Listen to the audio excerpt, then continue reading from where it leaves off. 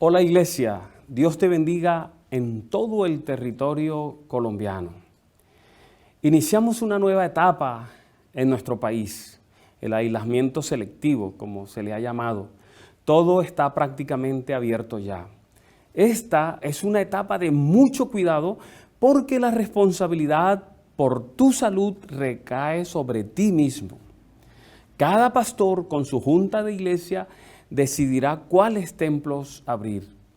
Debe hacerse, por supuesto, obedeciendo estrictamente el protocolo preparado para nuestra iglesia. Cuídense mucho y que Dios nos siga protegiendo como hasta ahora. Hoy hablaremos del juicio investigador. La enseñanza adventista, que en 1844 Dios comenzó un juicio en el cielo, ha sido más atacada y controvertida que la del sábado, la del estado de los muertos y la del infierno. Esa ha sido nuestra doctrina más disputada. Ha sido desafiada por personas fuera de la iglesia y por personas dentro de ella. Mucha gente se ha ido de la iglesia por esta enseñanza. El argumento global utilizado por ellos es que no es una doctrina con base bíblica, sino que está fundamentada en los escritos de Elena White y las interpretaciones de los pioneros de la iglesia que según ellos no sabían nada de teología. La iglesia a lo largo de los años ha utilizado los ataques para revisar la doctrina y afirmarla, por lo que nuestra postura cada vez es más fuerte y mejor fundamentada. Elena White habló de este tema y afirmó: la correcta comprensión del ministerio del santuario celestial es el fundamento de nuestra fe. Por eso se atrevió a hacer un llamado a conocer bien todo lo relacionado con esta enseñanza. Ella escribió: el pueblo de Dios debería comprender claramente el asunto del santuario y del juicio investigador. Todos necesitan conocer por sí mismos el ministerio y la obra de su gran sumo sacerdote. De otro modo, les será imposible ejercitar la fe tan esencial en nuestros tiempos o desempeñar el puesto al que Dios los llama. Es de la mayor importancia que todos investiguen a fondo estos asuntos. Una hora no es suficiente tiempo para tratar este tema tan abarcante. Por ello trataré de poner información adicional en el canal de YouTube Edgar Redondo Ramírez. Voy a poner información allí que será de mucha utilidad para aumentar la comprensión sobre este y otros temas vitales. Nos vamos a hacer la primera pregunta. ¿En qué consiste el juicio investigador? Es un juicio, hermanos y amigos, que se lleva a cabo en el cielo antes de la segunda venida de Cristo, durante el cual todos los verdaderos seguidores de Dios serán juzgados, escuche esto, favorablemente delante del universo observador. Eso es importante. Durante este juicio, la vida de todos los que han profesado servir a Cristo y que por lo tanto sus nombres están escritos en el libro de la vida, pasa en revista delante de Dios, quien finalmente determinará si se han vestido o no con el ropaje de su justicia. Si están revestidos con su justicia y son verdaderos seguidores de Cristo, entonces sus nombres serán retenidos allí en los libros del cielo. Serán borrados sus pecados y se les dará entrada en la Nueva Jerusalén. Sin embargo, si su profesión no ha sido sino eso, una mera profesión, desprovista del manto de la justicia de Cristo, entonces lamentablemente sus nombres serán borrados del libro durante este juicio y se les negará la entrada a la Nueva Jerusalén. ¿Por qué se le llama investigador? Algunos han sugerido que debería llamarse juicio preadvenimiento, porque la palabra investigador llena de zozobra la mente del creyente. Pero si pensamos en el ámbito terrenal, vamos a encontrar que todo juicio es investigador por naturaleza.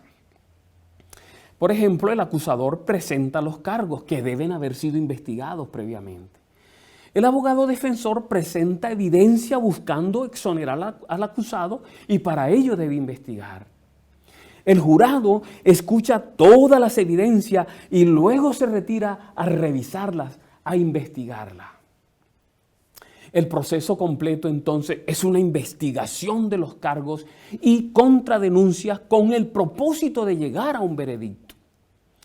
Así las cosas, toda sesión judicial es un juicio investigador. Podemos hacernos otro interrogante. ¿Quiénes intervienen en este juicio en el cielo? ¿Quiénes son los actores? Vamos a un texto de la Biblia importante. Daniel capítulo 7, versículos 9 al 10. Allí aparecen los actores y nos da detalles del procedimiento de este juicio. Miren cómo comienza este texto. Estuve mirando, dice el profeta Daniel, hasta que fueron puestas sillas y un anciano de grande edad se sentó, cuyo vestido era blanco como la nieve y el pelo de su cabeza como lana limpia, su silla llama de fuego, sus ruedas fuego ardiente. Un río de fuego procedía y salía de delante de él. Millares de millares le servían y millones de millones asistían delante de él. El juez se sentó y los libros se abrieron. En la cita a continuación aparece el Padre como juez y los ángeles como testigos. Así se presentó a la visión del profeta el día grande y solemne en que los caracteres y vidas de los hombres habrán de ser revisados ante el juez de toda la tierra y en que a todos los hombres se le dará conforme a sus obras. El anciano de días es Dios, dice la sierva. El Padre es el autor de todo ser y de toda ley, quien debe entonces presidir el juicio. Y millares de millares y millones de millones de santos ángeles, como ministros, dice ella, y testigos, están presentes en este gran tribunal. En esa cita de la sierva de Dios se muestra al juez, Padre, el Padre Celestial, y se muestra a los testigos. Dice, hay millares de millares y millones de millones. Veamos otra cita donde Cristo es el abogado y Satanás es el acusador. Estamos hablando de los actores en el juicio. Noten esta cita. Mientras Jesús intercede por los súbditos de su gracia, ahí está el abogado, Satanás los acusa ante Dios como transgresores. El gran seductor procuró arrastrarlos al escepticismo, hacerles perder la confianza en Dios, separarse de su amor y transgredir su ley. Ahora Él señala la historia de sus vidas, los defectos de carácter, la falta de semejanza con Cristo, lo que deshonró a su Redentor, todos los pecados que les indujo a cometer. Y a causa de estos, miren qué interesante, los reclama como sus súbditos. Esto es vital para lo que vamos a decir más adelante. Ustedes pueden ver entonces, hay un juez, hay un acusador, hay acusados, hay jurado, hay un abogado defensor, y también hay libros donde están las evidencias. Los libros mencionados en Daniel son un símbolo del método divino de guardar información, cualquiera sea el método que se utilice. Yo pienso que tiene que ser un método más sofisticado que nuestras computadoras más modernas. Pero seguro te estás haciendo la siguiente pregunta: ¿cuál es la razón de ser de estos libros? Te puedes estar preguntando, si Dios es omnisciente, ¿por qué se necesita un sistema cualquiera sea para guardar información? Pues déjeme decirle que esos libros no son para Dios, sino para los otros seres que intervienen en cada una de las 3 etapas del juicio. Si analizamos el texto que leímos antes, Daniel 7, 9 al 10, los libros aparecen después de la descripción de los ángeles, no después de la descripción del anciano de días. Vamos a mirar ese pasaje. El pasaje expresa, estuve mirando hasta que fueron puestas sillas. Y un anciano de grande edad se sentó, cuyo vestido era blanco como la nieve y el pelo de su cabeza como lana limpia, su silla llama de fuego, su rueda fuego ardiente, mostrando que es el trono de Dios que se está moviendo. Noten que ahí no menciona los libros, solo describe al juez. Y también expresa un río de fuego procedía y salía de delante de él. Ahora introduce otros personajes. Millares de millares le servían y millones de millones asistían delante de él. El juez se sentó y note, y los libros se abrieron. ¿Para quiénes se abren los libros? Para los millares de millares y millones de millones. Hermanos y amigos, hay una realidad en todo esto. Los ángeles no son omniscientes. Ellos necesitan registros para recordar los detalles de un evento o de la vida de una persona. Ese es el propósito de los libros en esta escena de juicio en el cielo. Basado en los textos que se encuentran en la Biblia y que hablan de esos libros, podemos saber cuál es el contenido de los mismos. Miren, esos libros contienen en primer lugar palabras, acciones, pensamientos de los hijos de Dios. Hay una serie de textos allí en Salmo, Malaquías, Filipenses, Apocalipsis, que yo no voy a leer, pero que tú puedes leer y que te muestran qué hay en esos libros. Otra verdad sobre esos libros es que han sido preparados para el juicio según Daniel 7, según Apocalipsis 20. Otro elemento importante es que algunos nombres permanecerán para siempre en esos libros y otros serán quitados de ellos, de acuerdo a Éxodo 32 y Salmo 69. Por estos pasajes podemos inferir que Dios realizará el juicio sobre nuestros pensamientos, nuestras palabras, nuestras acciones. El juicio, mis hermanos y amigos, es para beneficio de los ángeles y de otros seres creados, quienes servirán de jurados o testigos y deberán llegar a un veredicto en cuanto a la culpabilidad o inocencia de quienes están siendo juzgados. Es decir, en esos libros Dios está revelándoles los motivos detrás de sus decisiones, de sus juicios, de sus acciones en el pasado, para que puedan comprender y confirmar las decisiones que Él ha hecho respecto a la vida de cada uno de los seres humanos. Miren, ahora vamos a hablar de las evidencias bíblicas y en el don profético, pero voy a enfatizar más las evidencias en la Biblia. Acuérdense la acusación que hacen los enemigos del juicio investigador. Ellos dicen que no es bíblico. Yo les voy a mostrar que es bíblico, que el juicio investigador es bíblico. Voy a usar unas poquitas citas del don profético. Es más, no las necesito. Solo lo hago porque le estoy hablando a adventistas del séptimo día y a simpatizantes, amigos de esta iglesia. Veamos las evidencias del juicio investigador en la Biblia. Miren lo que dice la Biblia acerca de un juicio investigador.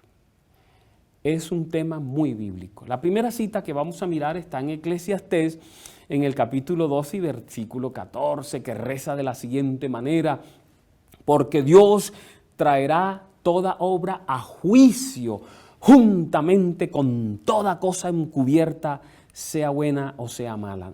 ¿Qué traerá a juicio? Las acciones, obras. Otro texto, Mateo 12, 36, 37. Mas yo os digo que de toda palabra, miren, palabra ociosa que hablen los hombres, de ella darán cuenta en el día del juicio. Es bíblico el juicio. Ahora note Daniel 7, 9, 10, es el pasaje que ya leímos antes y del que hemos inferido algunas cosas. Estuve mirando hasta que fueron puestos tronos y se sentó un anciano de días, cuyo vestido era blanco como la nieve y el pelo de su cabeza como lana limpia, su trono llama de fuego y las ruedas del mismo fuego ardiente. Un río de fuego procedía y salía de delante de él. Millares de millares le servían y millones de millones asistían delante de él. El juez se sentó y los libros fueron abiertos. Ya habíamos hablado de ese pasaje. Segunda de Corintios 5:10. Note cuántos textos. ¿Será bíblica esta enseñanza? Segunda de Corintios 5:10 dice: porque es necesario que todos nosotros, todos, nadie se salvará, comparezcamos ante el tribunal de Cristo para que cada uno reciba Ojo, según lo que haya hecho, acciones mientras estaba en el cuerpo, sea bueno o sea malo. Pasaje muy diciente, pero noten este otro, Romanos 14, 10 al 12. Pero tú, ¿por qué juzgas a tu hermano? O tú también, ¿por qué menosprecias a tu hermano? Porque todos compareceremos ante el tribunal de Cristo, porque escrito está: vivo yo, dice el Señor. Ojo con esto, que ante mí se doblará toda rodilla y toda lengua confesará a Dios, de manera que cada uno de nosotros dará a Dios cuenta de sí. Este pasaje lo comentaré más adelante. Miren otra cita bíblica, Santiago 2:12. Miren, así hablad palabras, así haced acciones, como los que habéis de ser juzgados por la ley de libertad. Añade un elemento: la vara para medir en el juicio es la ley de Dios. Hebreos 10:30. Pues conocemos al que dijo: mía es la venganza. Ojo, yo daré el pago. Él va a pagar, va a dar un veredicto y para eso tiene que juzgar. Dice el Señor, y otra vez el Señor juzgará a su pueblo. Habrá un veredicto porque habrá un juicio. Este texto es interesante. Miren, 1 de Pedro 4:17. Porque es tiempo de que el juicio comience por la casa de Dios. Mire, nos dice por dónde va a comenzar el juicio. El juicio es para los hijos de Dios, es para la casa de Dios, es para la iglesia. Y sigue diciendo, y si primero comienza por nosotros, ¿cuál será el fin de aquellos que no obedecen el evangelio de Dios? Este pasaje nos dice que el juicio de la casa de Dios es aparte del juicio de los que no obedecen. Eso lo miraremos también más adelante. Vamos a tomar otro pasaje, está en Daniel 7:22. Habla nuevamente del anciano. Miren, entonces vino el anciano, que es el padre, el juez, y emitió juicio. Pero note lo que dice allí, yo lo subrayé para que tú lo veas, en favor de los santos del Altísimo. El juicio es en favor de la iglesia de Dios. Y dice allí, en ese momento los santos recibieron el reino. El juicio es importante para determinar a quién darle el reino. Es a favor de los hijos de Dios, es a favor de la iglesia de Dios, por eso no hay que temer el juicio. Este pasaje de Romanos 8:1 es el que utilizan los enemigos del juicio, los que dicen que eso no es bíblico. Lo utilizan para decir que nunca será juzgado el pueblo de Dios. Pero note lo que dice ese pasaje. Ese pasaje expresa: ahora pues, ninguna condenación hay para los que están en Cristo Jesús. Y ellos dicen, si ven, no habrá un juicio. Señores, ahí no dice ningún juicio habrá para los que están en Cristo. Dice ninguna condenación. De hecho, ese pasaje sería la mayor evidencia de que habrá un juicio. Porque para que haya una sentencia, tiene que haber un juicio. Para dar una sentencia tiene que haber un juicio, tiene que haber una investigación, ¿entienden? Así que ese pasaje de Romanos antes nos muestra la realidad del juicio investigador. Miren este pasaje, cómo es de profético, cómo señala hacia adelante, Hechos 3, 19 al 20. Miren lo que dice, esto es importante porque nos dice qué hay que estar haciendo cuando el juicio se está llevando a cabo. Dice, arrepentidos y convertidos. Yo te voy a mostrar por qué después. Pero ahí expresa, para que sean borrados vuestros pecados, porque en el juicio eso es lo que se hace. Y además dice, para que vengan de la presencia del Señor tiempos de refrigerio. Pedro dice, tú te arrepientes, tus pecados son borrados en el cielo, termina el juicio, entonces se derrama la lluvia tardía, tiempos de refrigerio, ¿ven? Y después de eso, mire lo que expresa, debería venir. Y Él envía a Jesucristo, que os fue antes anunciado. La segunda venida del Señor Jesús. El juicio es antes de la segunda venida del Señor Jesús. Les mostré una cantidad de textos nuevos que hablan del juicio. Hay otros textos, miren. Están las parábolas del reino. La mencioné cuando hablé de las 10 vírgenes. Esas parábolas del reino, que son 5, hablan del juicio y de la segunda venida y del sellamiento y de todo eso. Por ejemplo, allí en Mateo 22, 1 al 14, no lo voy a comentar, ahí se habla de las bodas. Y ustedes saben cómo es las bodas, hay invitados, no vienen, entonces el dueño de la boda dice vayan y recojan a la gente, al que sea, traen al que sea, pero después el dueño de la boda entra y comienza a revisar quién está vestido debidamente y quién no. Eso es una investigación, un juicio investigador. Y aquí está Daniel 8:14, es el texto clave porque los enemigos dicen, ¿cómo puede la iglesia adventista hacer una creencia solo de un texto, Daniel 8:14? Miren, ni lo mencioné, ¿se dan cuenta? Está aquí porque es importante, porque ese texto muestra cuándo comienza el juicio, la fecha. Y está Apocalipsis 14:6-7. Apocalipsis 14:6-7 es el mensaje de los 3 ángeles, el último mensaje de Dios para el mundo, el mensaje que debe predicar la iglesia remanente. Ahí están los mensajes expresados, 3 ángeles que vuelan por el cielo. Y si te fijas únicamente en el mensaje del primer ángel, allí encuentras una evidencia maravillosa del juicio. Allí dice, temed a Dios y dadle gloria, porque la hora de su juicio ha llegado. ¿Ven? El mensaje de la iglesia remanente, la iglesia verdadera, la iglesia del tiempo del fin, la iglesia que Cristo vendrá a buscar, tiene que predicarle al mundo de un juicio investigador. Es por eso que Satanás ha levantado enemigos dentro de la iglesia para esa enseñanza, para que no hablemos de esto. Bueno, ahora vamos a hablar del don profético. Te di evidencias bíblicas, es bíblico 100%. Pero te voy a dar unas evidencias del espíritu de profecía, eso está lleno. Pero solo te voy a hablar de unas 3 citas que son claves, que muestran todo el procedimiento. Miren. Elena de White enseña con lujo de detalles la realización de un juicio en el cielo antes de la segunda venida. Ella dice, en el tiempo señalado para el juicio, al fin de los 2300 días, en 1844, empezó la obra de investigación y el acto de borrar los pecados. Dice la fecha y qué se va a hacer ahí. Todos los que hayan profesado en el nombre de Cristo deben pasar por ese riguroso examen. Solo los que hayan aceptado a Jesús como su Salvador personal. Tanto los vivos como los muertos deben ser juzgados de acuerdo con las cosas escritas en los libros según sus obras. Es una cita magnífica. De paso, esa cita está en el conflicto de los siglos. Te voy a explicar algo. Los enemigos del juicio investigador hacen algo interesante. Elena G. White tiene todo un capítulo en el conflicto de los siglos donde habla del juicio investigador. ¿Y sabe qué hacen ellos? Empiezan sus temas diciendo, este libro es bonito, hablando del conflicto. Aquí hay un capítulo entero del juicio investigador, pero ese no lo escribió Elena White. Miren. Créame que hice una investigación sobre la historia del conflicto de los siglos. Qué magnífica historia tiene ese libro. ¿Sabe dónde apareció por primera vez? Antes que fuera un libro aparte, apareció en Primeros Escritos. Hay la última parte de ese libro, Primero Escrito, esa es la visión del gran conflicto.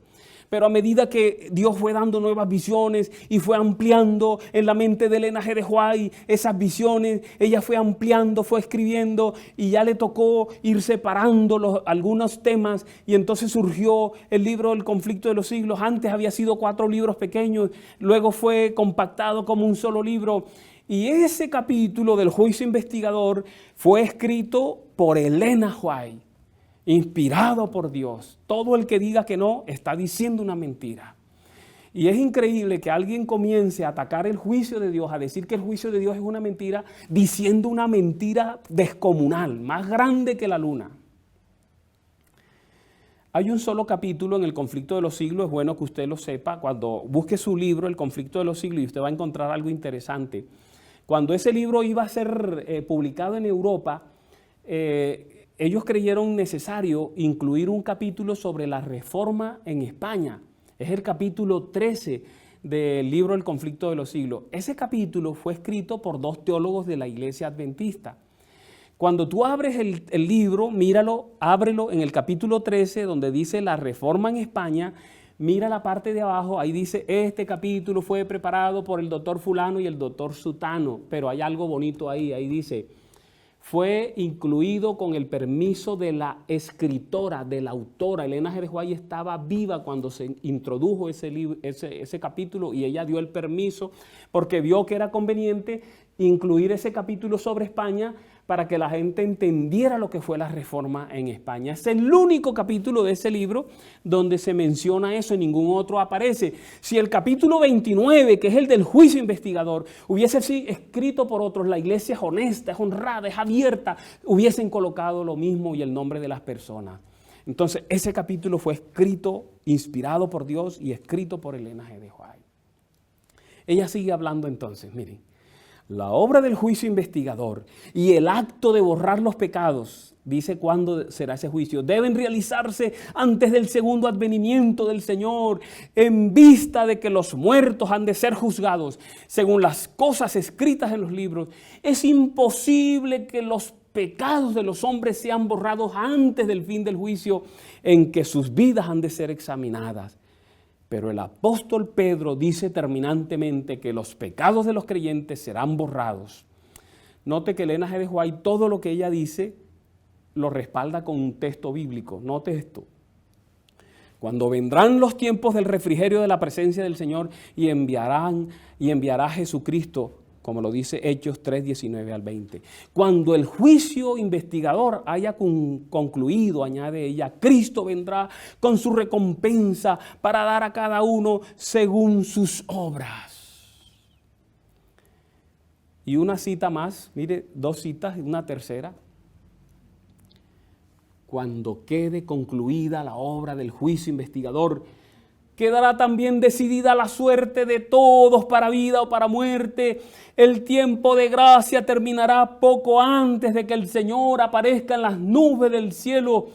Al mirar hacia ese tiempo, Cristo declara, y pone un texto bíblico, el que es injusto sea injusto aún, y el que es sucio sea sucio aún, y el que es justo sea justo aún, y el que es santo sea aún santo. He aquí yo vengo presto y mi galardón está conmigo para dar la recompensa a cada uno según sea su obra. Apocalipsis 22, 11. Un texto, ¿sí ven? Pero este texto es interesante porque dice que se hace un juicio y se determina quién recibirá galardón y quién no. El juicio tiene que ser antes de la segunda venida para que se sepa a quién darle premio. La pregunta del millón. ¿Por qué es necesario un juicio? ¿Por qué es necesario? Miren. Ustedes conocen esta historia. Un ser creado por Dios, con la más alta responsabilidad en el cielo, decide rebelarse y pone en entredicho la autoridad y carácter de la divinidad. Ese ángel lanzó un interrogante que apenas ha sido respondido a medias. La pregunta que hizo a Dios y al universo entero: ¿por qué tenemos que adorarte? ¿Por qué tenemos que inclinarnos ante este Dios? Este interrogante es la base de la rebelión y el desencadenante del gran conflicto cósmico en el que estamos envueltos. Pero este conflicto, a veces perdemos de vista, se inició en el cielo, no en la tierra. El pecado se originó en otra dimensión y fue trasladado a la tierra cuando Adán y Eva tomaron la decisión de desconfiar de Dios y seguir las insinuaciones de ese ángel caído allí a la sombra del árbol del conocimiento del bien y el mal en el huerto del Edén. Esta tierra fue involucrada, pero antes ya estaba involucrado el cielo mismo y el resto de los mundos creados por Dios. El desafío de ese ángel estaba tan bien estructurado que hizo estremecer el universo entero al punto de encontrar eco en la tercera parte de las criaturas celestiales que le creyeron y fueron engañadas. Hay 2 historias en la Biblia que nos pueden ayudar a entender este asunto. La primera es la experiencia de Job. Ustedes recuerdan, Satanás viene al cielo y le dice a Dios, ese tipo que está allí que se llama Job te obedece por todo lo que tú le das, pero si tú le quitas los hijos y las riquezas y lo enfermas, él deja de adorarte. Él sencillamente es un interesado. Una acusación, es una acusación de Satanás hacia un hijo de Dios. Y la segunda está en Génesis capítulo 22. Génesis 22 es donde Dios le pide a Abraham que sacrifique sobre un altar a su hijo único, a Isaac. Y cuando Isaac es atado sobre el altar y Abraham levanta el cuchillo para ofrecerlo en sacrificio, Un ángel viene rápidamente y le dice, detente. Eso está en Génesis 22:12. No le hagas daño al muchacho, no le hagas nada. Ojo, porque ahora sé que tú respetas y obedeces a Dios, no le negaste a tu único hijo. Hágase una pregunta.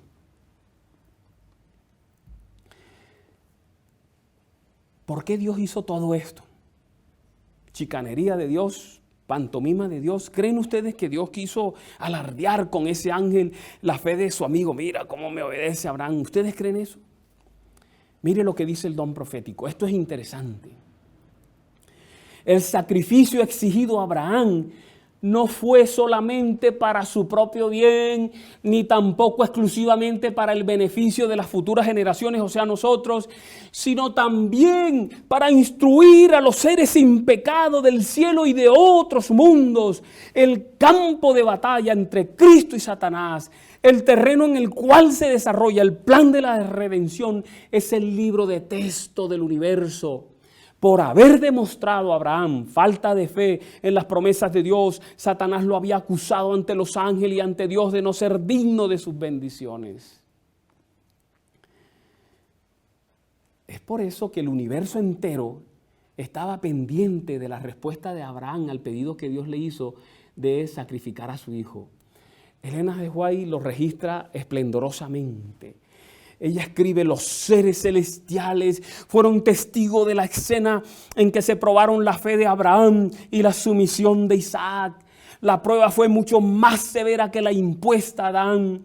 La obediencia a la provisión hecha a nuestros primeros padres no entrañaba ningún sufrimiento, pero la orden dada a Abraham exigía el más atroz sacrificio. Todo el cielo presenció absorto y maravillado la intachable obediencia de Abraham. Todo el cielo aplaudió su fidelidad. Se demostró que las acusaciones de Satanás eran falsas. Estas palabras son cruciales para entender la razón del juicio investigador y del plan de salvación. Todo el universo inteligente está interesado en el desenlace de ese conflicto que se inició en el cielo. Los asuntos involucrados en el pecado y las acusaciones de Satanás contra Dios trascienden mucho más allá de la salvación del hombre, lo cual es solo parte de un cuadro cósmico que es mucho más grande. Es por eso que Pablo expresa allí en 1 Corintios, capítulo 4 y versículo 9, él dice, pues hemos llegado a hacer espectáculo al mundo, a los ángeles y a los hombres. Y sobre eso Elena White escribe, pero el plan de redención tenía un propósito todavía más amplio y más profundo que el de salvar al hombre. Cristo no vino a la tierra únicamente por este motivo, no vino meramente para que los habitantes de este pequeño mundo acataran la ley de Dios como debe ser acatada, note por qué más vino, sino que vino para vindicar el carácter de Dios ante el universo. El acto de Cristo de morir por la salvación del hombre no solo haría accesible el cielo para los hombres, sino que ante todo el universo justificaría a Dios y a su Hijo en su trato con la rebelión de Satanás. Esto es peso pesado. El universo entero observó el sacrificio en el Calvario. Miren cómo está registrado en el espíritu de profecía. Escribe, el cielo contempló con pesar y asombro a Cristo colgado de la cruz, mientras la sangre fluía de sus sienes heridas y el sudor teñido de sangre botaba en su frente. De sus manos y sus pies caía la sangre gota a gota sobre la roca horadada para recibir el pie de la cruz. Las heridas hechas por los clavos se desgarraban bajo el peso de su cuerpo. Su jadeante aliento se fue haciendo más rápido y más profundo, mientras su alma agonizaba bajo la carga de los pecados del mundo. Todo el cielo se llenó de asombro cuando Cristo ofreció su oración en medio de sus terribles sufrimientos. Padre, perdónalos porque no saben lo que hacen. Pero no todo se pudo resolver con la muerte en la cruz. algo quedó pendiente para resolverse. Elena G. de White, ella lo certifica. Escribe, sin embargo, Satanás no fue destruido entonces. Qué triste, miren, los ángeles no comprendieron ni aún entonces todo lo que entrañaba la gran controversia. Los principios que estaban en juego habían de ser revelados en mayor plenitud y por causa del hombre, la existencia de Satanás debía continuar. Tanto el hombre como los ángeles debían ver el contraste entre el príncipe de la luz y el príncipe de las tinieblas. La palabra, la santa palabra, nos muestra en Efesios 3 que los habitantes de otros mundos y los ángeles del cielo necesitaban comprender algo más. Mire Efesios 3, versículo 10. Para que la multiforme sabiduría de Dios sea ahora dada a conocer por medio de la iglesia a los principados y potestades en los lugares celestiales. Pero lo impresionante es que ese elemento faltante hallaría cumplimiento a través de la iglesia de Dios en la tierra y a través de tu persona y la mía, a través de cada creyente. Elena White comenta al respecto: desde el principio fue el plan de Dios que su iglesia reflejase al mundo su plenitud y suficiencia. Y expresa: los miembros de la iglesia, los que han sido llamados de las tinieblas a su luz admirable, han de revelar su gloria. La iglesia es la depositaria de las riquezas de la gracia de Cristo y mediante la iglesia se manifestará con el tiempo, miren, aún a los principados y potestades en los cielos, el despliegue final y pleno del amor de Dios. El plan de la salvación está compuesto de la cruz y el ministerio en el santuario celestial. Sin una comprensión correcta de ambos aspectos, cruz y santuario, ninguno de los dos tiene un sentido completo. Por eso el Salvador, después de la cruz, inició la obra del santuario celestial. Hebreos 9:24 nos los dice: porque no entró Cristo en el santuario hecho de mano, figura del verdadero, sino en el cielo mismo, para presentarse ahora por nosotros ante Dios. Es que en la cruz no se dilucidaron todas las dudas, como lo dice Efesios 3, 10 al 11. Allí dice: para que la multiforme sabiduría de Dios sea ahora dada a conocer por medio de la iglesia a los principados y potestades en los lugares celestiales, conforme al propósito eterno que hizo en Cristo Jesús nuestro Señor. Pero, ¿de qué manera podemos nosotros glorificar a Dios? Mateo 5:16 nos los dice: así alumbre vuestra luz delante de los hombres, para que vean vuestras buenas obras y glorifiquen a vuestro Padre que está en los cielos. Dios es glorificado mediante las acciones de su pueblo y el carácter que desarrollan. Es por eso que Elena White afirma: a cada hijo de Dios le corresponde vindicar su carácter. Eso es tenaz. Por eso Dios se la está jugando toda en lograr la perfección de su iglesia, de sus hijos. Miren cómo lo registra la sierva de Dios. El honor de Dios, el honor de Cristo están comprometidos en la perfección del carácter de su pueblo. El juicio investigador, hermanos, amigos, le permitirá al universo completo darse final y totalmente cuenta que las acusaciones de Satanás son falsas. El gran conflicto hace necesario que haya un juicio investigador, porque de esa manera finalmente quedará claro un montón de cosas ante el universo entero. Primero, quedará en evidencia que Dios es un Dios transparente, porque abre los registros más secretos del cielo ante las huestes angelicales. Que Dios es un Dios razonable porque me permitirá a mí y a toda la raza humana acceder a esos registros y hallar respuesta a todas las preguntas que tengamos. Que Dios es un Dios justo porque permitirá que una inmensa comitiva de seres de otros mundos verifiquen la fidelidad y justicia de sus decisiones. Que Dios está de nuestro lado. Amén. Dios está de nuestro lado. Porque en el juicio seremos medidos por la aceptación de la justicia de Cristo.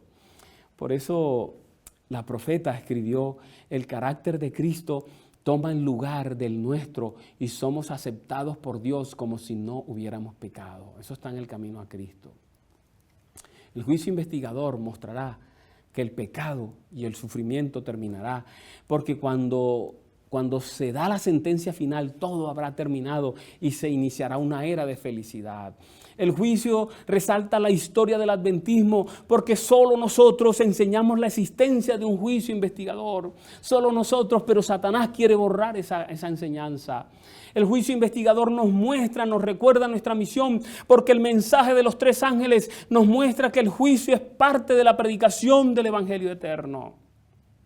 El juicio investigador nos muestra que el fin está cerca, porque el juicio investigador, de acuerdo a las profecías, iniciaría después de los 1260 años del dominio de un poder político religioso. A partir de 1798 se inició entonces el tiempo del fin. Y esta parte es la parte central de este tema. ¿Qué se hace en el cielo durante el juicio? Porque hablamos del juicio, pero ¿qué pasa allí? ¿Qué se hace allí? Vamos a verlo. El juicio investigador, introducido en Daniel 7, 9 al 14, muchas veces es confundido por muchas personas con la segunda venida, pero la sierva de Dios aclara que se trata de un evento diferente. Ella escribió: la venida de Cristo, descrita aquí, no es su segunda venida a la tierra. Está hablando de Daniel. Él viene hacia el anciano de días en el cielo para recibir el dominio y la gloria y un reino que le será dado a la conclusión de su obra de mediador. En esta venida, y no en su segundo advenimiento a la tierra, la que la profecía predijo que había de realizarse al fin de los 2300 días en 1844, acompañado por ángeles celestiales, nuestro gran sumo sacerdote entra en el lugar santísimo y allí, en la presencia de Dios, da principio a los últimos actos de su ministerio en beneficio del hombre, a saber, cumplir la obra del juicio y hacer expiación por todos aquellos que resulten tener derecho a ella. En esta cita se nos aclara que es el inicio de la última actividad de Cristo en el cielo antes de regresar a la tierra, el juicio investigativo. Nos dice que es el mismo evento descrito en Daniel 8:14, donde se nos muestra la fecha de inicio de esa actividad, a saber, 1844. También dice que en qué consiste esa obra. Nos muestra que es una obra de mediación, de juicio, de expiación por el pecado. Señala el sitio donde se lleva a cabo: en el cielo, en el santuario, en el lugar santísimo. Este evento es tan importante que fue profetizado en varias partes de la Escritura y la sierva de Dios lo identifica como el mismo evento. Miren esta cita, esa la vimos en uno de los temas que estudiamos antes. Ella escribe: la venida de Cristo como nuestro sumo sacerdote al lugar santísimo, para hacer que para la purificación del santuario de la que se habla en Daniel 8:14, note, un pasaje donde se profetiza, y luego dice: la venida del Hijo del Hombre a donde está el anciano de días, tal como se la presenta, ojo, Daniel 7:13, y la venida del Señor a su templo, predicha por Malaquías, son descripciones del mismo evento, y eso también, ojo, está representado por la venida del novio a las bodas, descrita por Cristo en la parábola de las 10 vírgenes según Mateo 25. Esto es dinamita. 3 grandes pasajes se refieren al mismo evento y aún se añade que la parábola de las 10 vírgenes también se refiere a lo mismo. La venida de Cristo como nuestro sumo sacerdote al lugar santísimo para la purificación del santuario de la que se habla en Daniel 8:14, note un lugar. Segundo lugar, la venida del Hijo del Hombre a donde está el anciano de días, como se la presenta en Daniel 7:13, y mire la tercera, la venida del Señor a su templo, predicha por Malaquías 3:1. Note que estos 3 eventos se refieren al inicio del juicio investigador en 1844, al final de los 2300 años. Es 100% bíblico esta enseñanza. La profeta de Dios lo señala, miren, En el tiempo señalado para el juicio, al fin de los 2300 días, en 1844, empezó la obra de investigación y el acto de borrar los pecados. Todos los que hayan profesado el nombre de Cristo deben pasar por ese riguroso examen. Tanto los vivos como los muertos deben ser juzgados de acuerdo con las cosas escritas en los libros según sus obras. Todo el proceso del juicio en el santuario celestial estaba prefigurado en la obra realizada en el santuario terrenal. Miremos lo que se hacía en la tierra para entender mejor lo que se hace, se está haciendo y se hará en el cielo. En el libro Patriarcas y Profetas, en la página 320, se explica lo siguiente. Miren lo que dice allí. El ministerio del santuario celestial estaba dividido en dos partes, un servicio diario y uno anual. ¿Ven? Uno que se hacía cada día y otro que se hacía una sola vez al año. El servicio diario, escribe la profeta, se efectuaba en el altar del holocausto, en el atrio del tabernáculo y en el lugar santo. Solo tocaba dos partes del santuario. Pero mira lo que dice, mientras el servicio que se hacía una sola vez al año, el anual, dice ella, se realizaba en el lugar santísimo. En esa parte, dos partes dice ella, en la primera parte que es el servicio diario, allí se elaboraban varias cosas todos los días. Un sacrificio en la mañana, un sacrificio en la tarde, ofrecimiento de incienso sobre el altar, ofrenda de sacrificio por los pecados. La pluma inspirada lo describe. Ella expresa, el servicio diario consistía en el holocausto matutino de la mañana y el vespertino de la tarde, en el ofrecimiento del incienso en el altar de oro y de los sacrificios especiales por los pecados individuales. Además, dice ella, había sacrificios para los sábados, las lunas nuevas y las fiestas especiales, lo que se hacía todos los días normalmente durante todo el año. Y ella nos dice para qué se hacía, para qué se mataba ese cordero en la mañana y en la tarde. ¿Para qué? Ella nos dice el objetivo. Miren lo que ella escribe. Cada mañana y cada tarde se ofrecía el altar un cordero de un año con las oblaciones apropiadas de presentes para simbolizar, miren que simbolizaba la consagración diaria a Dios de toda la nación y su constante dependencia de la sangre expiatoria de Cristo. Era para recordarle cada día a los seres humanos que dependían de Cristo. Todo el año, todos los días, se mataba un cordero en la mañana, un cordero en la tarde, había incienso, había oblaciones. Eso nos debe hacer recordar lo que Dios quiere que haga su pueblo ahora. Entrega en la mañana, entrega en la tarde. Dios espera una consagración diaria, permanente. Pero de manera oficial se hacían diariamente los sacrificios individuales por los pecados personales. Los anteriores, el de la mañana y de la tarde, lo hacían los sacerdotes y ellos ponían el animal. Pero cuando una persona pecaba, ellos también traían un cordero. Mire cómo está descrito el procedimiento en el don profético. Vamos a mirarlo. Ella escribe, la parte más importante del servicio diario, ojo, era la que se realizaba en favor de los individuos, todos los días en favor de los individuos. El pecador arrepentido traía su ofrenda a la puerta del tabernáculo y colocando la mano sobre la cabeza de la víctima, confesaba sus pecados. Así, en un sentido figurado, los trasladaba de su propia persona a la víctima inocente. Con su propia mano mataba entonces el animal y el sacerdote llevaba la sangre al lugar santo y la rociaba ante el velo detrás del cual estaba el arca que contenía la ley que el pecador había transgredido. Con esta ceremonia y en un sentido simbólico, el pecado era trasladado al santuario por medio de la sangre. Todos los días, cientos de sacrificios por los pecados de las personas y la sangre era llevada al lugar, al santuario, echada en el telón, en el velo. De esa manera, piense usted, un proceso llevado a cabo cientos de veces diariamente durante todo un año.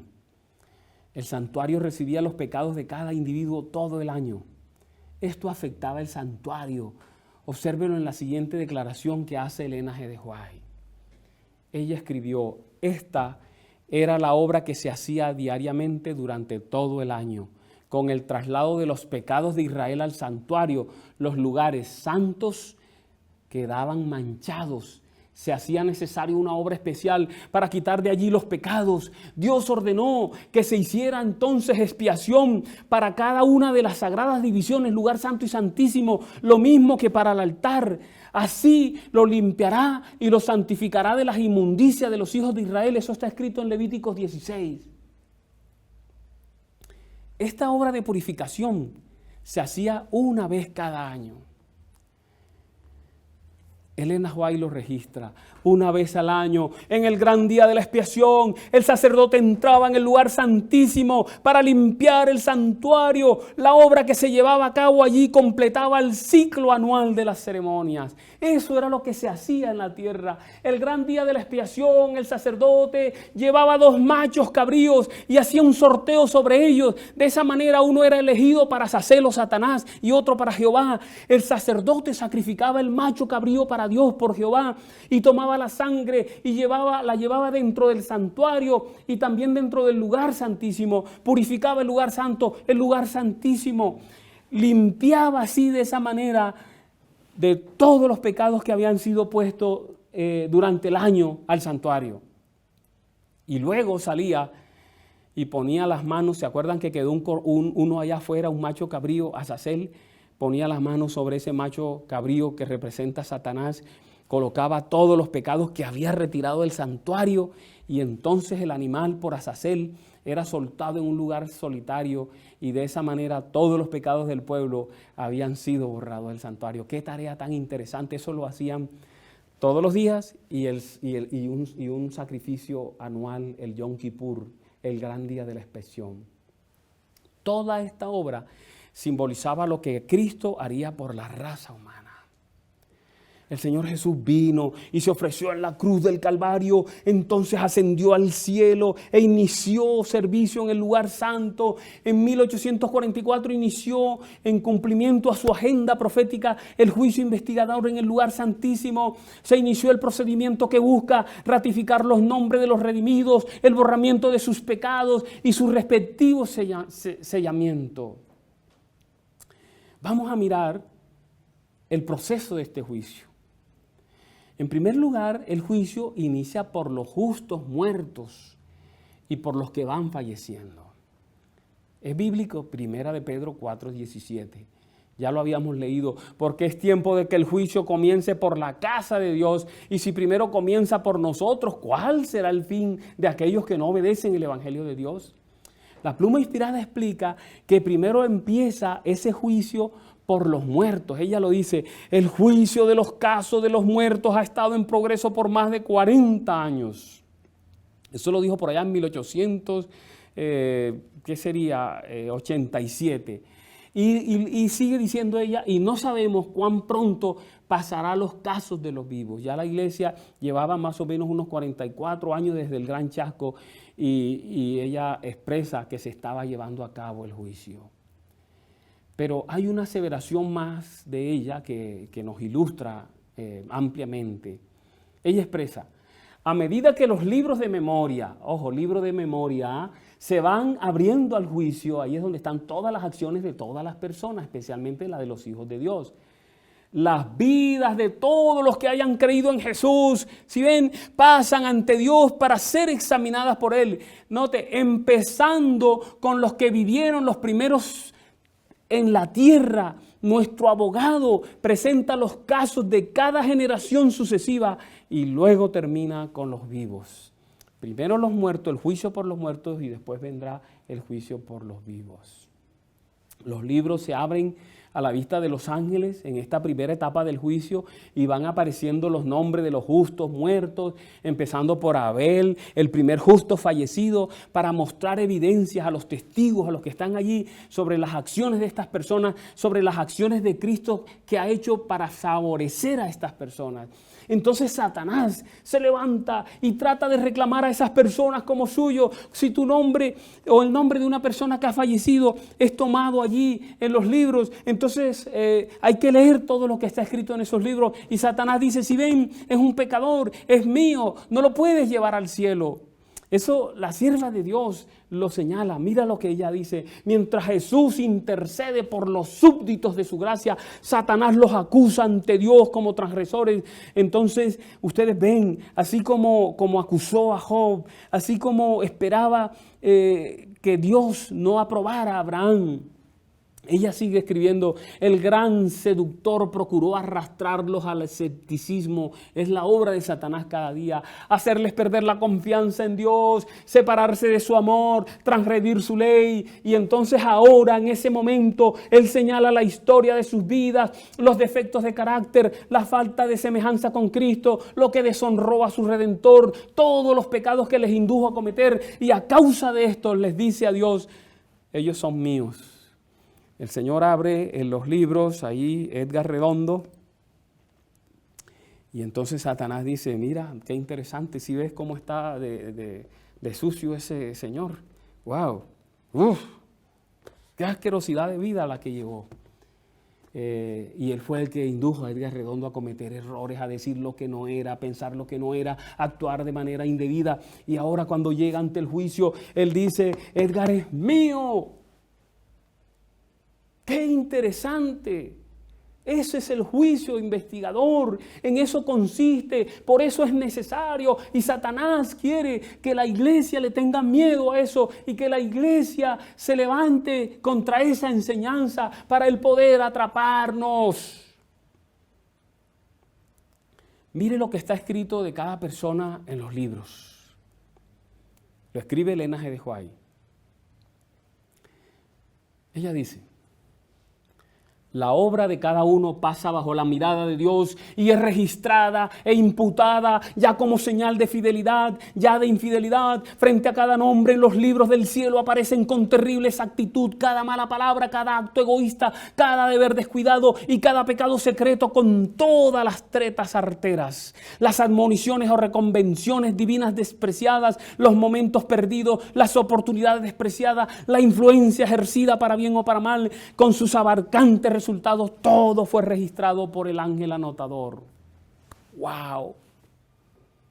Dependiendo de la condición de los registros, algunos serán quitados de los libros y otros dejados, unos condenados y otros salvados. Estoy describiendo qué es lo que se hace en el juicio investigador.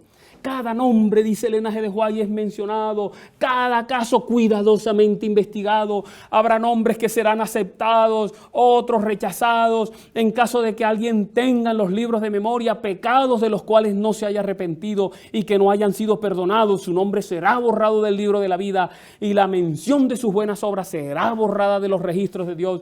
El Señor declaró a Moisés, mire, Elena G. de White usa una cita bíblica para mostrar que eso que ella está escribiendo es verdad. Y está en Éxodo 32, 33. Y no solo eso, ella expresa, y el profeta Ezequiel dice, y note lo que el profeta Ezequiel presenta allí, si el justo se apartare de su justicia y cometiere maldad, todas las justicias que hizo no vendrán en memoria. Se borran los pecados, se les concede la vida eterna y de esa manera se les concede la entrada a la Jerusalén, a la tierra nueva. Mire cómo lo representa la sierva de Dios. A todos los que se hayan arrepentido verdaderamente de su pecado y que hayan aceptado con fe la sangre de Cristo como su sacrificio expiatorio, se les ha inscrito el perdón frente a sus nombres en los libros del cielo. Cómo llegaron a ser partícipes de la justicia de Cristo y su carácter está en armonía con la ley de Dios, entonces sus pecados serán borrados y ellos mismos serán juzgados dignos de la vida eterna. El Señor declara por el profeta Isaías, yo soy aquel que borro tus transgresiones a causa de mí mismo y no me acordaré más de tus pecados. Es bíblico, amigos. Jesús dijo, el que venciere será así revestido de ropas blancas y no borraré su nombre del libro de la vida, sino confesaré su nombre delante de mi Padre y delante de sus santos ángeles. A todo aquel pues que me confesare delante de los hombres, le confesaré yo también delante de mi Padre que está en los cielos. Pero a cualquiera que me negare delante de los hombres, le negaré yo también delante de mi Padre que está en los cielos. Qué cita tan impresionante y tan respaldada por textos de la palabra de Dios. Es claro. El que es hallado en Cristo, su nombre permanece en el libro y sus pecados son borrados. Pero después de juzgar a los muertos, el juicio sigue con los vivos. El juicio, ya lo dijimos, bíblicamente es para la casa de Dios. Los impíos serán juzgados en una segunda parte del juicio. Hasta ahora hemos hablado de la primera parte del juicio, que es denominado juicio investigador, y que se lleva a cabo antes de la segunda venida de Jesús y antes que se cierre el tiempo de gracia. Note lo que Elena G. de White escribió. En el rito típico, solo aquellos que se habían presentado ante Dios, arrepintiéndose y confesando sus pecados y cuyas iniquidades eran llevadas al santuario por medio de la sangre del holocausto, tenían participación en el servicio del día de las expiaciones. Así, en el gran día de la expiación final y del juicio, los únicos casos que se consideran son los de quienes hayan profesado ser hijos de Dios. El juicio de los impíos, ojo, es obra distinta y se verificará en fecha posterior. Es tiempo de que el juicio comience de la casa de Dios, y si primero comienza por nosotros, ¿qué será el fin de aquellos que no obedecen el Evangelio? Se lo pregunta Pedro. Elena G. de White hace su comentario y le pone un texto bíblico para probarlo.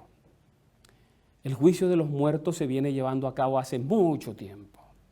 En algún momento terminará para los ya muertos y para quienes van muriendo, porque cuando una persona va muriendo, su caso también es tocado, su nombre es tocado, es revisado. Si pasa, es sellado en el libro, los vivos en la frente, los muertos en el libro. Y si no pasa, su nombre es quitado, sus obras borradas, pasadas a otro libro. ¿Sí ven? Pero en algún momento, cuando eso pase, entonces los nombres de las personas que hayan aceptado a Jesús como su Salvador y estén vivos serán también pasados delante de Dios. A medida que va pasando el nombre de esas personas, se va cerrando el tiempo de gracia para ellos.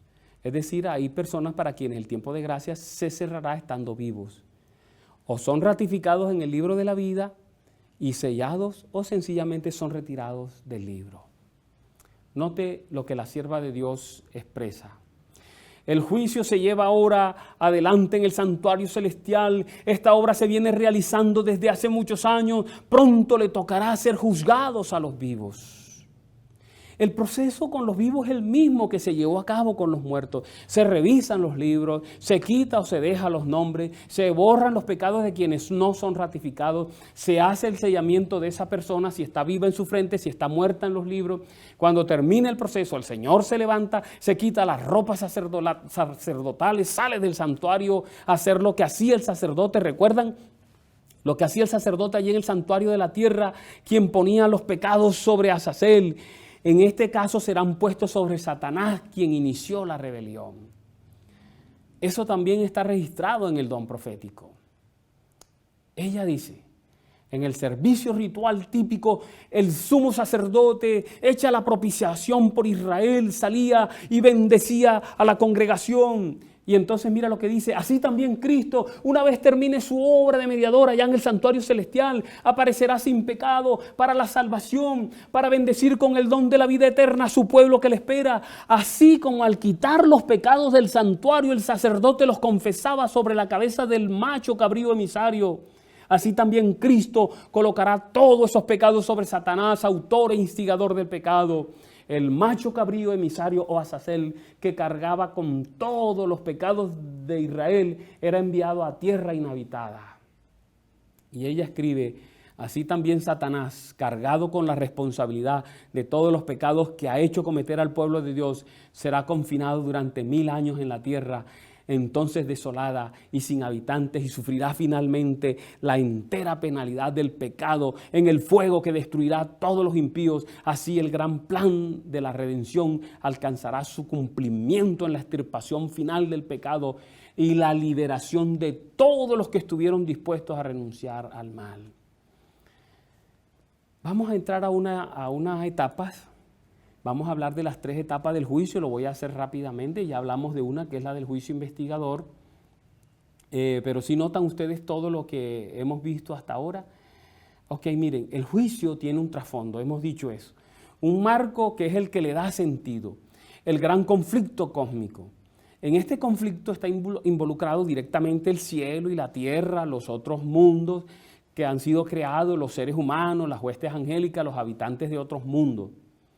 Por eso fue que el apóstol Pablo escribió en 1 Corintios 4:9 que hemos llegado a hacer espectáculo al mundo, a los ángeles y a los hombres. Está involucrado el universo, los ángeles, los hombres. El juicio, ya lo hemos dicho, trata de disipar de una vez por todas las dudas levantadas por el ángel que se reveló en el cielo, disipar las sombras que esas acusaciones arrojaron sobre el carácter de Dios. Por eso el juicio es abarcante y se ha venido llevando a cabo por siglos. El juicio se desarrolla en 3 fases y en todas tienen el mismo objetivo: vindicar o limpiar el nombre de Dios ante el universo. Hablemos de esas tres fases. La primera, hemos hablado bastante de ella. Se llama juicio investigador. Comenzó en el cielo, en el santuario del lugar santísimo en 1844. Se inició con la predicación del mensaje del primer ángel de Apocalipsis 14. Temed a Dios y dadle gloria porque la hora de su juicio ha llegado. Ocurre antes de la predicación del segundo y tercer ángel. Allí están siendo juzgados todos los que hacen una decisión por Cristo. Primero los muertos, quienes van muriendo, y luego los vivos. Se tienen en cuenta los registros que están en el sistema del cielo. ¿Cuáles son esos libros? Porque no los había mencionado. No te los había mencionado. Mira los libros donde van anotando las cosas, ¿verdad?, de las personas, los hijos de Dios. El libro de la vida. El libro de la vida, todo el que acepta a Jesús como Salvador personal es anotado allí. Libro de memoria, todas las acciones de esos que aceptan a Jesús. El libro de los pecados, allí van anotadas todas las acciones malas de los que no obedecen a Dios. Cuando termine ese juicio, se cierra el tiempo de gracia y comienza el tiempo de angustia y viene el derramamiento de las plagas y en poco tiempo ocurre la segunda venida de Jesús. Mire lo que dice la sierva de Dios.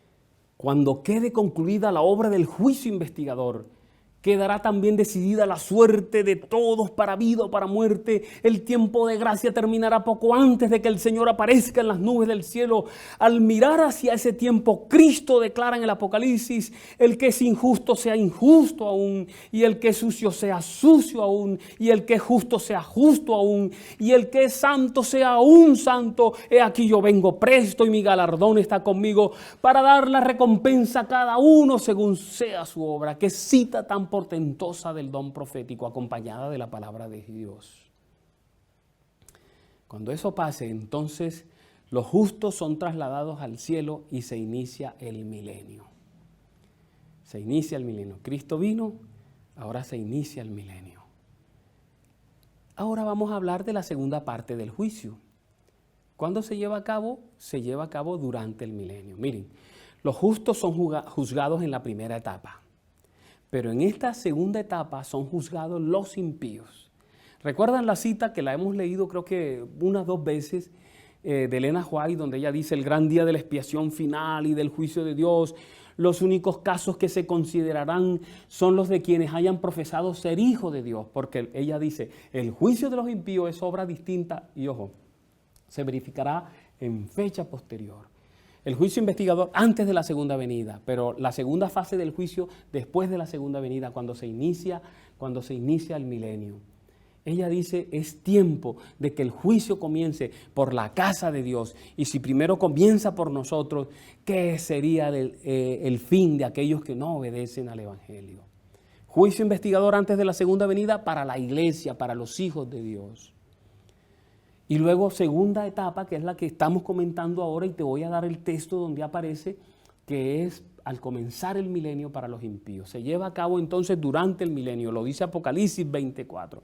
Allí se habla del milenio y dice, y vi tronos y se sentaron sobre ellos los que recibieron la facultad de juzgar, y vi las almas de los decapitados por causa del testimonio de Jesús y por la palabra de Dios, los que no habían adorado a la bestia ni a su imagen y que no recibieron la marca en sus frentes ni en sus manos y vivieron. Ojo con eso, hablando de decapitados y de muertos, todos los mártires, pero dicen vivieron. Hubo una resurrección. Viene el Señor Jesús, hay una resurrección. Y entonces los hijos de Dios son levantados, los impíos que están vivos son destruidos, los justos vivos son arrebatados juntamente con los justos que acaban de ser resucitados. Y dice la sierva de Dios, irán a vivir con Cristo 1000 años. La hermana White asegura lo siguiente: durante los 1000 años que transcurrirán entre la primera resurrección, la de los justos, y la segunda, la de los impíos, después del milenio, se verificará el juicio de los impíos. O sea, el juicio de los impíos, como lo acabamos de ver en Apocalipsis 20 y como lo dice la sierva de Dios, se llevará a cabo durante el milenio. El apóstol Pablo señala este juicio como un acontecimiento que es después de la segunda venida. Mire lo que él dice: no juzguéis nada antes de tiempo, hasta que venga el Señor. Si ven, este juicio se lleva a cabo después que venga el Señor, el cual sacará a luz las obras encubiertas de las tinieblas y pondrá de manifiesto los propósitos de los corazones. Eso está en 1 Corintios 4:5. Daniel declara sobre ese juicio que cuando vino el anciano de días, note, se dio el juicio a los santos del Altísimo.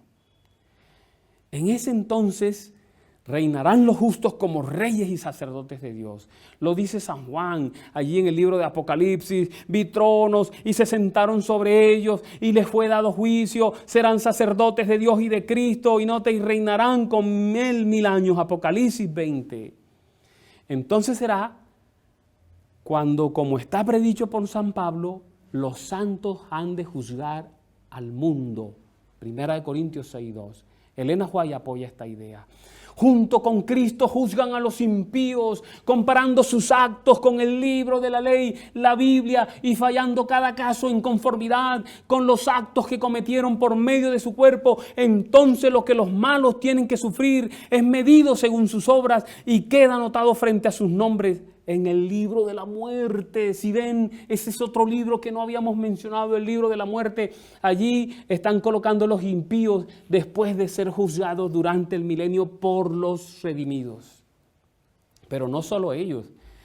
También se juzga a Satanás y a los ángeles caídos. Miren cómo está escrito. También Satanás y los ángeles malos son juzgados por Cristo y su pueblo. San Pablo dice: ¿no sabéis que hemos de juzgar a los ángeles? Y San Judas declara que a los ángeles que no guardaron su original estado, sino que dejaron su propia habitación, los ha guardado en prisiones eternas bajo tinieblas hasta el juicio del gran día. Eso está en Judas 6 y en el Conflicto de los Siglos, página 642. Esta segunda etapa del juicio, que comienza después de la venida y durante el milenio, se le conoce como el juicio cerciorativo. Todos los redimidos en el cielo revisarán los casos de los pecadores en los libros y se darán cuenta por qué se perdieron, por qué no están en el cielo con ellos. ¿Listo? Terminamos la segunda etapa y vamos con la etapa final del juicio, la tercera fase. ¿Sabe cómo se le llama? Se le conoce como el juicio ejecutivo. ¿Sabe por qué? Porque se ejecutará sentencia sobre todos los perdidos. Los que fueron sacados de los libros de la vida en la primera etapa, en el juicio investigador, los impíos que fueron juzgados durante el milenio. Entonces, cuando termine el milenio y ocurra la segunda resurrección, termina el milenio, el Señor resucita a todos los impíos, se levantan. Acuérdense, 1000 años pasaron en el cielo juzgando. Ahora todos estaban muertos los impíos, solo estaba vivo Satanás y sus ángeles. Se levantan todos los impíos, resucitan. Satanás los ve, se alegra, se goza, pero no se da cuenta lo que va a pasar en ese momento. Allí dentro de la ciudad se dictará sentencia ejecutiva para todos los que fueron juzgados durante el milenio y que fueron declarados perdidos y puestos, como leímos hace un momento, en el libro de la muerte. Aquí se les muestra, yo no sé cómo lo hará Dios, una pantalla gigante, no sé, pero desde la ciudad se les muestra a todos los impíos que están afuera, a todos los perdidos, a los ángeles caídos, a Satanás, se les muestran los libros o el sistema que tiene Dios para guardar información, para que reconozcan la sentencia de Dios y reconozcan que Él ha sido justo y que dio suficiente oportunidad. Eso está registrado, miren, en Apocalipsis 20, esta parte del juicio, la última, la ejecutiva, en Apocalipsis 20, 11 al 13, donde es el capítulo del milenio, dice: y vi un gran trono blanco y al que estaba sentado en él, de delante del cual huyeron la tierra y el cielo, y ningún lugar se encontró para ellos, y no te vi a los muertos grandes y pequeños de pie ante Dios, y los libros fueron abiertos. Resucitan los impíos, los libros se abren. Y otro libro fue abierto, el cual es el libro de la vida, y fueron juzgados los muertos por las cosas que estaban escritas en los libros según sus obras. Y el mar, ahí habla de otra resurrección, entregó los muertos que habían en él, y la muerte y el Hades entregaron los muertos que habían en ellos. Ahí están resucitando los impíos, y fueron juzgados cada uno según sus obras. Ahí muestra las dos etapas de juicio.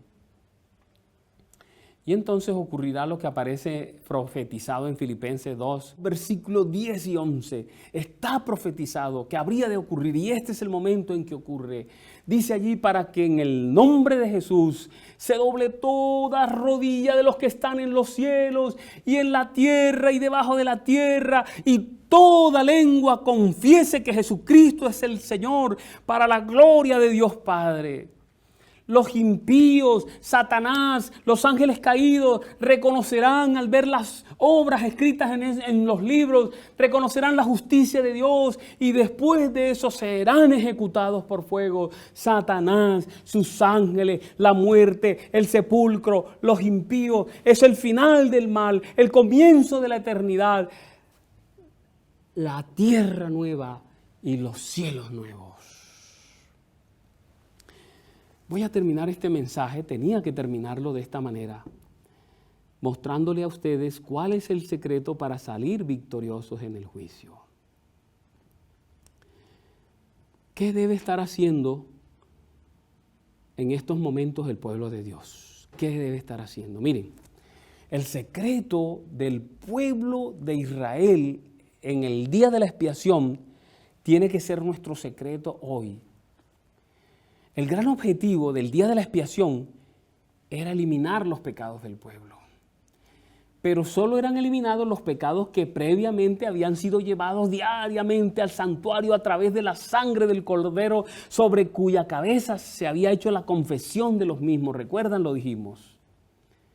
Lo recordamos en una cita del don profético. En el rito típico, o sea, el que se hacía allá en Israel, en el santuario celestial, solo aquellos que se habían presentado ante Dios arrepintiéndose y confesando sus pecados, y cuyas iniquidades eran llevadas al santuario por medio de la sangre del holocausto, tenían participación en el servicio del día de las expiaciones. Así, en el gran día de la expiación final, hablando del juicio investigador, los únicos casos que se consideran son los de quienes hayan profesado ser hijos de Dios. El secreto, entonces, aceptar a Jesús como Salvador personal, eres escrito en el libro de la vida. Y cada día de tu vida cristiana, confesar tus pecados, meterlos en el santuario. Ahora Jesús está recibiendo nuestros pecados allí en el santuario. Tienes que confesar tus errores, tus equivocaciones. Es el secreto de la victoria, porque solo serán borrados los que estén allá metidos. Miren esta cita tan importante. Dice: estamos viviendo ahora en el gran día de la expiación, cuando en el servicio simbólico el sumo sacerdote hacía la propiciación por Israel. Todos debían afligir sus almas, arrepintiéndose de sus pecados y humillándose ante el Señor, si no querían verse separados del pueblo. Y escribe la sierva de Dios: de la misma manera, todos los que desean que sus nombres sean conservados en el libro de la vida deben ahora, en los pocos días que les queda de este tiempo de gracia, afligir sus almas ante Dios con verdadero arrepentimiento y dolor por sus pecados. Hay que escudriñar honda y sinceramente el corazón. Gracias a Dios por dejarnos esta amonestación. El llamado final, mis hermanos, el llamado final es a no dejarnos distraer de lo que realmente debe ocuparnos ahora. Mire, ¿qué debe ocuparnos ahora? los que desean participar de los beneficios de la mediación del Salvador, no deben permitir que cosa alguna les impida cumplir su deber de perfeccionarse en la santificación, en el temor de Dios, en vez de dedicar horas preciosas a los placeres, a la ostentación o a la búsqueda de ganancias. Las consagrarán a un estudio serio y con oración de la palabra de verdad. El pueblo de Dios debería comprender claramente el asunto del santuario y del juicio investigador. Por lo tanto, mi invitación, hermanos y amigos, llevemos cada día, en la mañana y al atardecer, nuestros pecados al santuario. Mantengamos nuestra profesión de fe, fortalezcamos nuestra relación con Cristo, hagamos una revisión constante de nuestras vidas, acciones, palabras, pensamientos, motivaciones. Quiero colocar sobre ustedes y su familia una bendición muy especial para esta etapa que comenzamos, cuando casi todo el mundo saldrá a la calle y cuando todo será abierto. Estamos comenzando la etapa muy importante para este país, pero de mucho cuidado y de mucho peligro. Una bendición entonces. Jehová te bendiga y te guarde. Jehová haga resplandecer su rostro sobre ti y tenga de ti misericordia. Jehová alce sobre ti su rostro y ponga en ti paz. Oramos. Dios, gracias por tu amor. Gracias por tu protección hasta ahora. Al iniciar esta nueva etapa pedimos que nos protejas mucho más, que cuides de tu iglesia, que conserves la vida de tus hijos. En el nombre de Cristo Jesús. Amén. Amén.